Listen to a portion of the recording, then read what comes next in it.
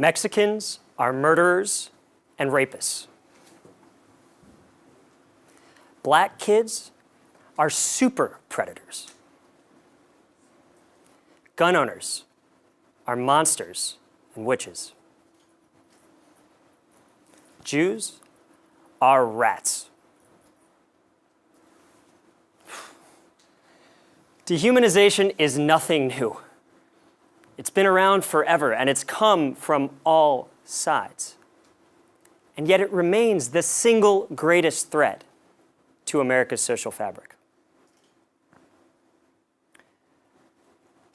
Now, I know some of you may be thinking, why is Noah the right messenger for this? And I've heard it all over the last few weeks. Noah, you're white. Noah, you're a man. Noah, you're straight. Just go back to the golf course. But that's actually exactly why I'm here. Because I believe that beginning to de-escalate the risk from dehumanization starts with a little bit of personal responsibility. So I'd like to share an idea with you today, and it's an idea that some of you might disagree with. But I hope you know it comes from a place of wanting to preserve this incredible 250-year-old experiment with democracy that is the United States of America. It goes like this. Perhaps that in beginning to repair our social fabric from the bottom up, perhaps instead of leaning into all of the things that make us different, all the things that draw us apart, and instead of trying to take back all of the negative stereotypes that exist about each and every one of our identity groups, just maybe it's time to re-embrace that old idea of the great American melting pot. Not to destroy identity, but to build a shared identity that is greater than the sum of its parts. And I believe that the way to do that is to engage with people on their values and ideas on their merits. Now, why do I think this is an idea worth spreading? Why is this a problem that urgently needs addressing? I actually don't think you have to look too far to see it. In our last election, we had one candidate demonize an entire country. We had another candidate call half of the voters of this country deplorable. Tragedies like 9/11 brought an incredible generation of Americans who gave up established careers to stand shoulder to shoulder in fighting for our freedom and our flag. Today, tragedies seem to produce arguments about who or what we should ban from this country. But it's not just politics.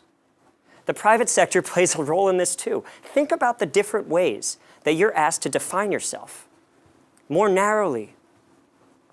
On Facebook, you have to summarize your activities and interests on a page. On LinkedIn, all of your work and accomplishments on a profile. One picture, a one-line biography to help people decide if they want to date you. The media is complicit in this too. It's gotten to the point where all that's covered seems to be complete and utter outrage or strict adherence to political correctness. And political correctness comes from both sides. The right is just as politically correct about things like standing for the national anthem as the left is about things like abortion or immigration. The result is the creation of almost a pseudo-religion around certain ideas or groups so that we can't even have serious conversations about the social issues that matter most to this country. We know how this ends. We've seen it time and time again. Create the other, ostracize it, vilify it, and destroy it. It's happening in Myanmar today. It happened in Rwanda in the 1990s, and yes, it happened in Europe in the 40s. We cannot stand to see America's social fabric unravel. Now, I'm not talking about just top-down institution building. I'm talking about the things that we can each do to stitch it back together from the bottom up. And that comes back to this idea of engaging people on their values and ideas on their merits. So what has that meant for me? Well, it's meant that I've tried to immerse myself in ideas and places that I wouldn't usually go. Adding places on the left, like the Huffington Post, BuzzFeed, places on the right, like Breitbart, Drudge Report, even as far right as the Daily Stormer.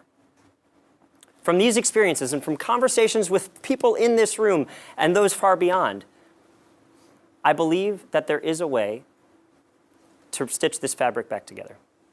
So let's start by talking about what it means to engage people on their values. Some of you may know of a senator from Ohio by the name of Rob Portman.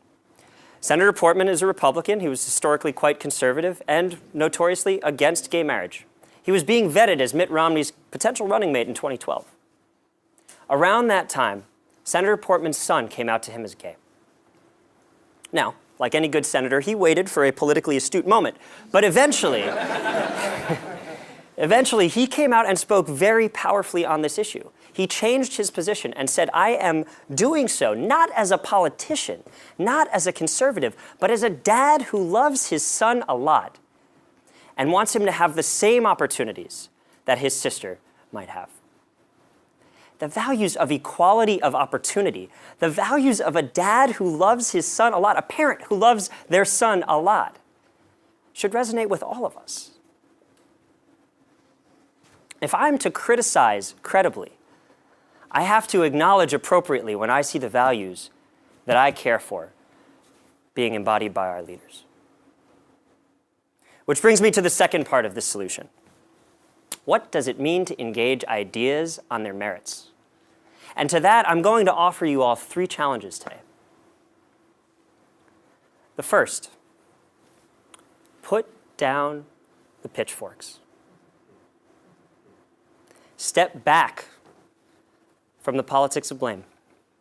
This is much easier said than done. I fall victim to this all the time. It is so easy to vilify. It is so easy to express anger.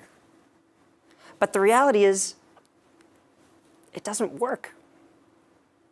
It pushes people's backs against the wall. It makes them feel like they're defending closely held identities and beliefs. It actually produces the cycle of radicalization. Which leads me to my second challenge. Forgo labels. See if you can go a week without using words that end in IST or ISM, those is and isms. They're easy to throw out. How many times have you heard the conversation, that's racist? No, no, no, I'm not racist. Or that's sexist. No, no, no, I'm not sexist. It's not that racist or sexist ideas need to go without being called out. But naming is far less powerful than explaining. It produces that same dynamic of radicalization.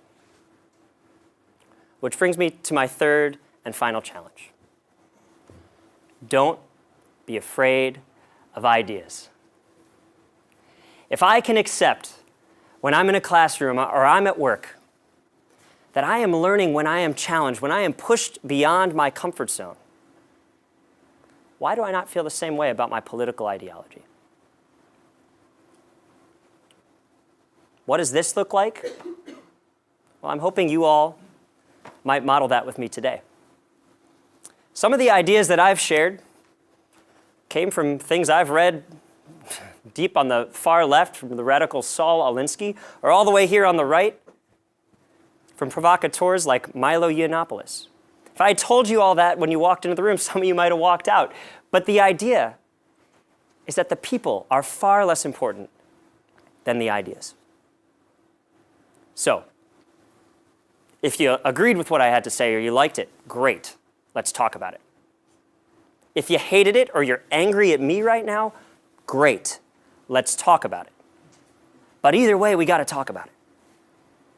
Because I believe that the single most important thing that this generation can do is keep this great, multicultural, democratic experiment going. Thank you.